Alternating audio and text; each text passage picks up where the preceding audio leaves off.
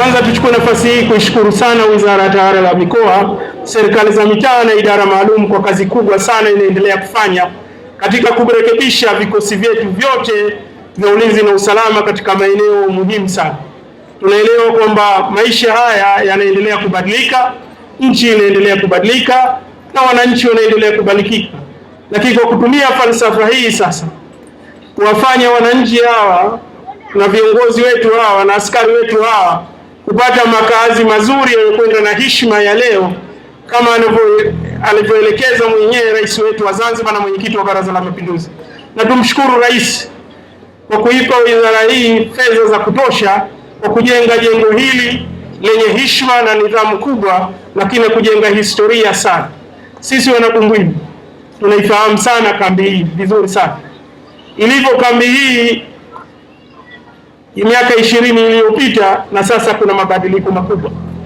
Tulikuwa tunauliza hii kambi itaendelea, inakuwa hai, tukijua mwisho tukasema askari wetu inaonekana wameelekeza katika ufugaji wa samaki na nini.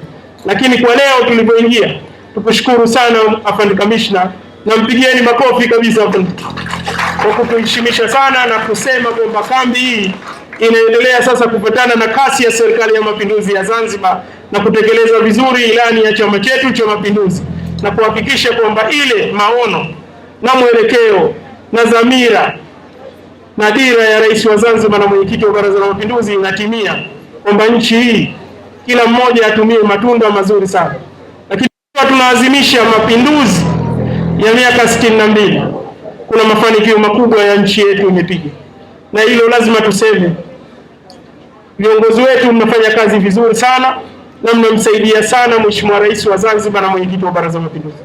Na hili Mheshimiwa Waziri, tunakuomba kabisa sisi viongozi wa siasa wa jimbo hili la Bumbwini, kwa haya yanaendelea kufanywa na Rais wa Zanzibar na mwenyekiti wa Baraza la Mapinduzi, tunakuomba utufikishie salamu zetu.